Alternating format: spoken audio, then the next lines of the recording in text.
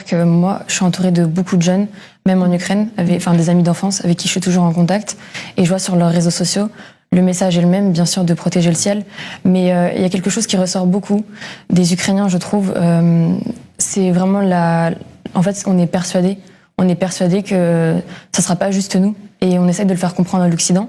Et il y a un peu cette sensation d'évitement des Occidentaux à voir la réalité en face et de comprendre que dans le futur, proche ou moins proche, ça sera notre. Enfin, je me positionne comme Française du coup dans cette situation-là. Ça sera notre tour, parce que dans tous les cas, les Russes, comme on peut le dire, c'est un plateau, c'est un plateau de jeu. Donc pour eux, l'Ukraine, c'est quoi? C'est la première étape. Et puis ensuite, ça va suivre. Et on va se réveiller quand ça va toucher des frontières ou des pays qu'on considère plus importants. Parce qu'en soi, l'OTAN, d'accord, c'est un organisme et je respecte parce que je veux être diplomate. Je considère que ces organisations sont super importantes. Mais il faut prendre en compte que la Lituanie, franchement, on a du mal à s'imaginer qu'elle va être protégée par tous les pays européens lorsqu'on voit l'Ukraine qui fait... Je ne veux pas du tout élever l'Ukraine, bien sûr, les Lituaniens sont nos amis également, mais ce que je veux dire, c'est que quand on voit le territoire qu'est l'Ukraine, le nombre de la population, et qu'on n'agisse pas, pourquoi? Parce qu'ils ne sont pas dans l'OTAN. Finalement, ce qui va se passer, c'est que on va être les suivants, et pourquoi éviter une crise économique? Enfin, la retarder, disons ça simplement, la retarder, si c'est pour final regretter parce qu'on n'a pas soutenu un pays qui voulait faire partie des nôtres, faire partie des Européens, car dans tous les cas, on va la connaître, cette crise économique. Et on va pouvoir se reprocher qu'une chose, c'est d'avoir laissé tomber ce pays-là. On va regarder un peu justement un reportage qu'on a fait avec Bérénice Gabriel, c'était vendredi. Nous sommes allés à l'église orthodoxe ukrainienne dans le 19e arrondissement de Paris, où les scouts ukrainiens de France justement collectent des dons. Celle qui supervise l'endroit, c'est elle, on va la voir, elle s'appelle Olena Bondar. Il y a une semaine, elle était assistante de direction dans une entreprise de transport ici à Paris. Elle a pris des congés et désormais c'est elle qui gère les collectes. Normalement ici ce sont les boîtes qui vont partir les premiers. Parce qu'on a des camionnettes organisées tous les jours, plusieurs camionnettes qui partent d'ici, les sacs de couchage. Ouais. Ici, c'est le coin avec les médicaments pour vraiment on trie par boîte. Et aussi, par exemple, l'équipement médical comme les garrots, c'est ce qui est vraiment très important, c'est ce qu'ils demandent beaucoup en fait de l'Ukraine. Est-ce que les gens vous disent qu'il y a dans les boutiques, dans les pharmacies, aujourd'hui, il y a de moins en moins de choses? Bien sûr, c'est la guerre et surtout dans les villes où il y a déjà l'armée russe, en fait, parce qu'ils vident l'armée russe, les soldats russes et belarusses, ils vident les magasins. Et comme ça, il n'y a pas de provision de la provision pour les civils qui restent sur place. Olena est originaire de Kiev, la capitale, et c'est là que vivent encore ses parents. La semaine dernière, vendredi, j'ai appelé à mes parents, j'ai demandé, j'ai pleuré, je parlais avec mon père et mon père m'a répondu mais pourquoi tu pleures? Je dis ouais parce que je m'inquiète pour vous. Et mon père dit ouais mais pour l'instant il ne faut pas pleurer, on est encore vivant. Et c'est pas vraiment la réponse que je voulais entendre, mais il croit que notre armée, que nos gens en fait, qu'on pourra gagner. Vous y croyez? Oui, ça je suis sûre, il n'y a pas d'autre possibilité en fait, vraiment. Dans les cartons qui vont partir en urgence, on retrouve des denrées non périssables, des médicaments et même des talkie-walkie. C'est pour les bénévoles. Il y a quelques types de bénévoles. Il y a les bénévoles qui aident les combats et il y a des soldats. Les bénévoles, des gens qui s'engagent, des gens qui font le combat. Oui, c'est pour le combat, exactement. Par exemple, hier, 2 camions qui n'ont pas préparé. Cet camion va aller directement au Kharkiv et Kherson. C'est 2 villes à Ukraine où la situation est complètement grave. Et donc là-bas, ça va aider matériellement sur le terrain face aux Russes en fait. Oui, c'est ça. Une nouvelle liste des besoins urgents est affichée à l'extérieur pendant qu'on est là. Là encore, la priorité, c'est d'aider les civils qui protègent leur ville. De quoi on a besoin? On a besoin de médicaments de différents types. Il y a plein de gens qui ont déjà ramené le paracétamol, l'ibuprofène, etc. Là, on a vraiment besoin de tout ce qui est kit fac. C'est tout ce qui est post-opératoire, etc. Et après, il y a aussi des équipements spéciaux, tout ce qui est genouillère, sac de couchage, cache-cou, vêtements thermoprotectifs. Ça me met dans le combat. Et aussi, quand vous êtes ici en France, vous sentez coupable de ne pas être là sur place. Et du coup, cette culpabilité, ça me soulage de cette culpabilité parce que je suis efficace, je fais quelque chose pour mon pays. Le seul espoir de la jeune femme, et ça rejoint bien des choses qu'on a vues aujourd'hui, le soutien de l'Europe et de l'OTAN à l'Ukraine. Donc mon espoir que les Occidentaux arrêtent d'être hyper politique dans leur discours et faites une action en fait. Parce que pour l'instant, il y a très peu d'action. Et il faut arrêter les psychopathes pour la raison de sécurité mondiale. Il ne va pas s'arrêter. Coucou. L'association envoie 2 camions par jour, ils sont remplis de dons, elle les envoie à la frontière ukraino-polonaise. Cet après-midi, c'était lui, Igor, Cyril et Inès, on les voit, qui prenaient la route. Voici, alors en premier lieu, il y a nos affaires. Donc là, il y a des ordinateurs portables pour travailler, faire un peu de télétravail pendant la journée. Puis on a énormément de médicaments. Après, on a des vêtements et de la nourriture. On montre ça tout de suite. Donc voici l'habitacle. Alors on a 3 places, quand même assez confortable. On a de la nourriture un peu partout, de l'eau, des boissons énergisantes pour les moments un peu plus difficiles. Ils se sont portés volontaires pour faire à leurs frais 1900 km en 3 jours et pourtant ils n'ont aucun lien avec l'Ukraine. Alors moi je suis polonais et ce qui se passe en Ukraine, je considère que c'est une attaque à l'Europe, pas qu'à l'Ukraine, et c'est quelque chose qui me touche. I'm Portuguese and we will go to Ukraine to help more refugees and that's it. On soutient l'Ukraine et on condamne ce qui se passe actuellement. De ce qui se passe en ce moment, c'est cet exode massif de centaines de milliers d'Ukrainiens, 1,5 million, je l'ai dit à ce stade, et sans doute beaucoup plus dans les prochains jours et prochaines semaines. Toi, tu as passé du temps à la gare de Lviv, donc où tu es, véritable hub pour l'immigration, avec des flots ininterrompus d'Ukrainiens qui quittent le pays en direction de la Pologne, notamment. On va regarder ton reportage, on en parle après. Oui, c'est le plus grand déplacement de population en Europe depuis la Deuxième Guerre mondiale, selon les Nations Unies. En 12 jours de guerre, plus d'1,5 million de personnes ont fui l'Ukraine. Cet exode massif se fait pour l'essentiel par Lviv. C'est une grande ville à l'ouest du pays, jusqu'alors épargnée par l'invasion russe et située à seulement 70 km de la Pologne. À la gare centrale, chaque jour, des milliers, peut-être des dizaines de milliers de personnes arrivent de Kiev, de Kharkiv, les 2 grandes villes bombardées par l'armée russe, et également de tout le pays. Pour certaines familles, le voyage a duré 3, parfois 4 jours, dans des trains surbondés avec des heures d'attente aux correspondances. Parmi eux, nous avons rencontré Hamza, un jeune étudiant marocain, étudiant à Kharkiv jusqu'à l'invasion russe. On a décidé de quitter la ville de Kharkov. On a déjà contacté les consulats du Maroc. Il a proposé de quitter urgent la ville de Kharkov pour aller les frontières. Il a proposé 4 pays, la Pologne, la Slovaquie, la Roumanie. À Lviv, on trouve aussi des gens qui rentrent chez eux dans la région de Lviv, retrouver leur famille, comme ce jeune homme qui, lui, vivait à Kiev. I must leave Kiev at the beginning of the war, and now I'm in Lviv, waiting for my train to Kiev to support my parents and like my country, my neighbors, my friends, everybody, because I feel my duty to stay in Ukraine and be part of this war. Because if I leave, I will be ashamed for all my life. Because it is a time for us just to prove that we are not the same nation with the Russians. Dès le premier jour de la guerre, toute la ville de Lviv s'est mobilisée pour organiser une énorme opération humanitaire. Distribution de repas, de vêtements chauds, logement des réfugiés, mise en place d'un flux incessant d'autocars vers l'étranger et vers d'autres villes de la région. Le plus surprenant, sans doute, est comment cet exode massif se fait dans le calme et la dignité, sans cris, sans incident, dans une solidarité de toutes et tous. La Croix-Rouge prend en charge les situations les plus difficiles. Мы проводим помощь матерям и детям, которые приезжают сюда во Львов.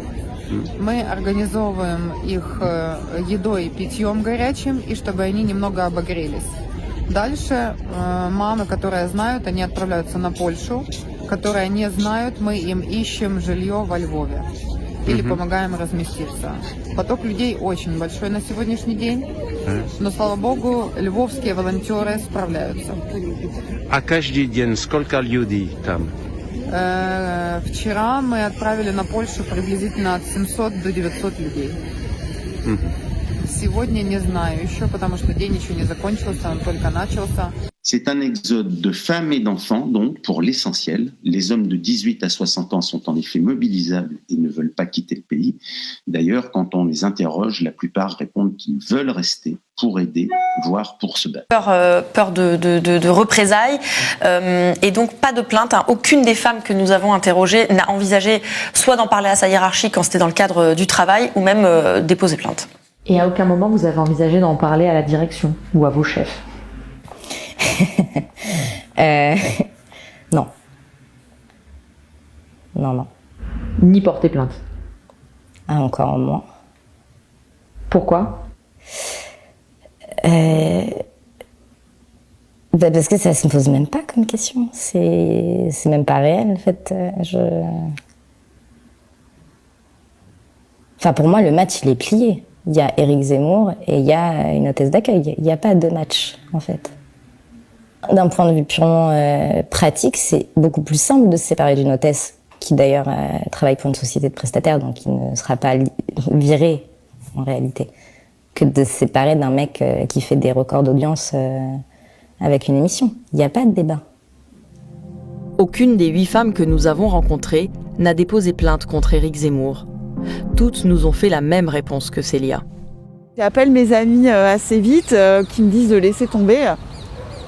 Et je laisse tomber parce que à l'époque, il n'y a rien à faire. Quand vous dites laisser tomber, ça veut dire qu'on vous conseille de ne pas porter plainte ou vous ne vous posez pas la question? Alors à l'époque, on ne se pose même pas la question de porter plainte. À l'époque, ce ne sont pas des faits pour lesquels on porte plainte. Enfin, je pensais. En fait, c'est une agression sexuelle, mais je ne le sais pas. Je savais que j'avais été claire dans mon refus et qu'il m'avait embrassée de force. Je savais que j'étais fondée à en parler à la direction parce que c'était pas quelque chose qui était censé se produire pendant mon stage, et aussi à la police. Voilà comment je ressentais les choses. Mais ses parents et son petit ami de l'époque la dissuadent d'en parler. Mon petit ami, comme mes parents, ont eu le même raisonnement qui consistait à me faire réfléchir au fait que ça allait être ma parole contre la parole d'Éric Zemmour, que j'étais une jeune stagiaire que personne ne connaissait, que lui était une personnalité publique, et que non seulement probablement je n'allais pas être crue et que ça pouvait me faire du mal en fait. Ça risquait de me coller à la peau, que je pouvais peut-être me griller dans le métier que j'aspirais de faire. Et c'est vrai que je pense que malheureusement ils avaient raison. Vous voyez, vous, aller au commissariat et dire en 2005 en plus, et dire il y a un journaliste là qui m'a embrassé de force à l'université d'été du PS. Non mais vous voyez vraiment faire ça? Et imaginez une seconde la réaction des policiers. Il y a déjà sur les plaintes pour viol, il y a déjà un nombre de plaintes qui sont classées sans suite absolument hallucinant. Aucune plainte donc et pas non plus d'enquête ouverte par la justice. Pourquoi ? Oui, alors on a vérifié, aucune enquête n'a été ouverte. La justice ne s'est pas saisie des faits qu'on a révélés l'année dernière, alors même que certains, a priori, ne sont pas prescrits, alors même que 2 d'entre elles témoignaient sous leur nom et leur prénom, donc elles étaient identifiables par la justice. Ce que plusieurs sources judiciaires nous ont indiqué, c'est qu'il y a une sorte de règle tacite. On estime la justice estime que les victimes présumées qui sont en fait majeures pourraient tout à fait saisir la justice, porter plainte, et que si elles ne le font pas, c'est qu'elles ne souhaitent pas que ce soit judiciarisé, et que la justice se saisit plutôt des dossiers dans lesquels on peut retrouver des victimes potentielles qui seraient mineures en fait, et qui n'auraient pas eu en fait toute l'opportunité de pouvoir saisir la justice, et donc la justice s'en saisit elle-même. Mais on le voit très bien dans ces témoignages en fait. Beaucoup disent 73% des plaintes sont classées sans suite dans les affaires de violences sexuelles. Donc à quoi va servir ma plainte? On m'a dissuadé dans ma famille. Quelles vont être les conséquences dans mon travail? Donc peut-être que si la justice se saisissait et les sollicitait elle-même pour pouvoir témoigner, peut-être que ce serait intéressant d'éclaircir un certain nombre de points. Et encore une fois, plusieurs témoignages sont a priori pas prescrits. Est-ce que tu nous entends? Bonjour. Tu es à Lviv. Je vous entends. Est-ce que vous m'entendez? Très bien. Tu es à Lviv, dans l'Ouest, 700 000 habitants, cette ville de Lviv. J'imagine que ici aussi, là où tu es, à Lviv, cette déception, le sentiment que les Occidentaux ne font pas assez, est-ce que tu l'as entendu? Est-ce que tu la ressens? Ah oui. Alors, sur cette question d'une zone d'exclusion aérienne. Ça, no-fly zone, ça revient en permanence. Sur ce qui est aide humanitaire, aide, accueil par la Pologne de plus de 600 000 réfugiés, etc. Bon, tout ça est su et les gens sont, pour le coup, disent oui, on remercie l'Europe, oui, vous nous aidez, mais la question militaire et cette question de l'interdiction du ciel ukrainien aux avions russes revient en permanence.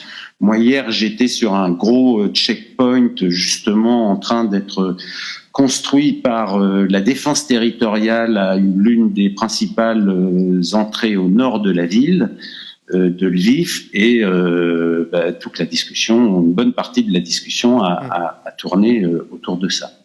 François, t'es à Lviv et dans cette ville, elle est pour l'instant épargnée par les combats, par les frappes. On a entendu Tetiana tout à l'heure qui nous disait on est en train de gagner, finalement on peut peut-être espérer gagner. Est-ce que tu as ce sentiment-là? On a quand même une supériorité militaire de la Russie extrêmement forte et tu l'écris dans ton article. Tout le monde sait que le pire est à venir, mais c'est quoi le pire? Est-ce que le pire ça peut être est-ce qu'il y a aussi dans les éventualités des possibles la possibilité d'une victoire pour les gens que tu entends, ou est-ce que tout le monde est finalement assez résigné? Comment tu vois les choses? Non. Je pense qu'il y a deux choses. Il y a quand même une surprise des gens, me semble-t-il, par rapport à ce qui est véritablement une levée en masse des Ukrainiens. Alexandra Goujon disait pas tellement surprise vu ce qui se passe depuis 2014 et justement de tous les mouvements de solidarité, de mobilisation de la société. Tout ça est évidemment exact. Je pense que la proportion incroyable de cette mobilisation, je veux dire par exemple ici à Lviv, plusieurs personnes me disent que la défense territoriale ne peut plus recruter. Il y a trop de candidats et elle n'a pas assez de matériel. À la limite, elle ne sait pas trop. Elle ne sait pas trop quel travail elle donnerait à ces nouvelles recrues. Donc, c'est absolument incroyable. La mobilisation de la ville, à la fois sur les questions humanitaires, mais aussi sur les questions de défense de la ville. Lviv est en train d'être complètement barricadé, en tous les cas défendu par ses habitants et par la défense territoriale. C'est très spectaculaire. Donc tout ça est très mobilisateur. Dans le même temps, il y a une inquiétude, et je trouve que c'est une inquiétude très légitime, et pour poursuivre ce qui a été dit sur l'armée russe, et sur pourrait-il bombarder des villes ou pas, il doit y avoir une inquiétude. Pourquoi? Parce que le plan russe a totalement échoué. Parce que pour l'instant, c'est une énorme défaite militaire pour la Russie. Ils pensaient prendre Kiev en 2 jours, ils pensaient prendre une série de villes clés en 3 ou 4 jours, ils pensaient éliminer le pouvoir en quelques jours. Nous sommes à 12 jours de guerre et rien de tout ça n'est.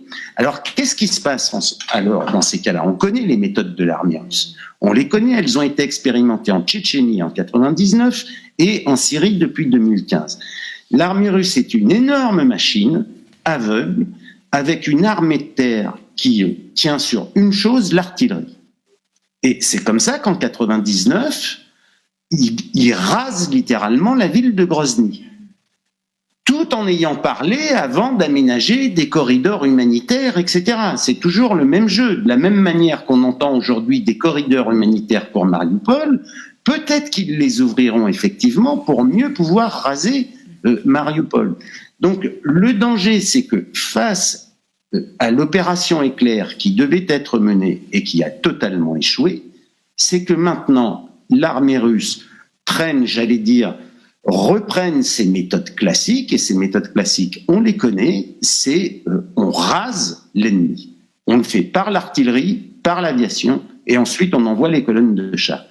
Et ça, c'est très inquiétant. C'est d'autant plus inquiétant qu'on ne voit pas comment Poutine peut reculer à ce stade, sauf à perdre le pouvoir. On va élargir maintenant la focale pour le quart d'heure qui nous reste avec une question importante, à la fois historique et politique, le projet politique de Vladimir Poutine, en rappelant peut-être, en revenant un peu en arrière, on va rappeler la généalogie de ce projet politique et géopolitique, une généalogie qu'on a peut-être un peu trop ignorée ici ces dernières années, rappel en images par Bérénice Gabriel et Martin Bessin. Le jeudi 24 février, dans un discours prononcé vers 4 heures du matin, Vladimir Poutine annonçait une intervention militaire en Ukraine. J'ai décidé de mener une opération militaire spéciale. Les raisons invoquées: la poursuite de l'expansion de l'infrastructure de l'Alliance Atlantique, la conquête militaire des territoires de l'Ukraine qui a commencé. Tout cela est inacceptable pour nous. Les principaux pays de l'OTAN, pour parvenir à leurs propres objectifs, soutiennent en Ukraine les nationalistes extrêmes et les néo-nazis. À cette fin, nous nous efforcerons de démilitariser et de dénazifier l'Ukraine. Cette intervention militaire est un choc mondial. Pourtant, le président russe n'a jamais caché ses ambitions. Retour en arrière, dès février 2007, à la conférence de Munich sur la sécurité, Vladimir Poutine dénonçait l'unilatéralisme du monde, imposé par les États-Unis et leurs alliés européens. Однако, что же такое однополярный мир? Как бы ни украшали этот термин, он в конечном итоге означает на практике только одно. Это один центр власти, один центр силы, один центр принятия решения. Это мир одного хозяина, одного суверена. En 2008, l'OTAN entame des discussions pour une intégration de la Géorgie et de l'Ukraine. Poutine considère que c'est une agression. Sa réponse: la guerre éclaire en Géorgie, 5 jours de conflit, au terme duquel la Russie annexe l'Abkhazie et l'Ossétie du Sud. Он считается у нас хозяином тайги. Он не собирается, я знаю это точно, куда-то переезжать в другие климатические зоны, ему там неуютно. Но тайги он своей никому не отдаст. Я думаю, что это должно быть понятно. En 2013, l'Ukraine s'apprête à passer un accord avec l'Union européenne et l'OTAN. Pour le président russe, c'est une nouvelle agression. Sous pression de Moscou, le président ukrainien Yanukovych rejette l'accord. Les Ukrainiens se révoltent contre le régime pro-russe au pouvoir. C'est la révolution de Maïdan, qui entraîne la destitution de Viktor Yanukovych. La réponse de Poutine: le soutien aux séparatistes pro-russes du Donbass à l'est du pays et l'annexion de la Crimée. La Crimée est comme un bateau qui, après un voyage long et pénible, est enfin rentré dans son port d'origine. Quelques heures plus tôt, dans un discours, il dénonçait l'implication de l'Occident dans le conflit avec l'Ukraine. À propos de l'Ukraine, nos partenaires occidentaux ont franchi la ligne rouge, a-t-il dit. Ils se sont comportés d'une manière irresponsable, non professionnelle. Dans son discours du 21 février 2022, Vladimir Poutine réaffirme qu'en 2014, l'Ukraine a été manipulée par l'Occident. En 2014, à Maïdan, on a vu ce coup d'État. D'ailleurs, ces radicaux ont reçu une aide directe de l'étranger. Notamment, le camp de protestataires a reçu $1 million par jour des États-Unis pour les soutenir. Cette manipulation, il en parlait aussi en juillet 2021 dans un essai de 10 pages publié sur le site du Kremlin. Les auteurs occidentaux du projet anti-russe ont façonné le système politique ukrainien de telle sorte que les présidents, les députés et les ministres changent, mais que l'attitude de séparation et d'inimitié envers la Russie demeure. Dans ces quelques feuilles, il affirme à nouveau que le pouvoir ukrainien en place est russophobe. Il ne serait pas exagéré de dire que la voie de l'assimilation forcée, la formation d'un État ukrainien ethniquement pur, agressif envers la Russie, est comparable dans ses conséquences à l'utilisation d'armes de destruction massive contre nous. Et il y remettait en cause les limites frontalières de l'Ukraine actuelle. L'Ukraine moderne est entièrement le produit de l'ère soviétique. Nous savons et nous nous souvenons bien qu'elle a été façonnée pour une part importante sur les terres de la Russie historique.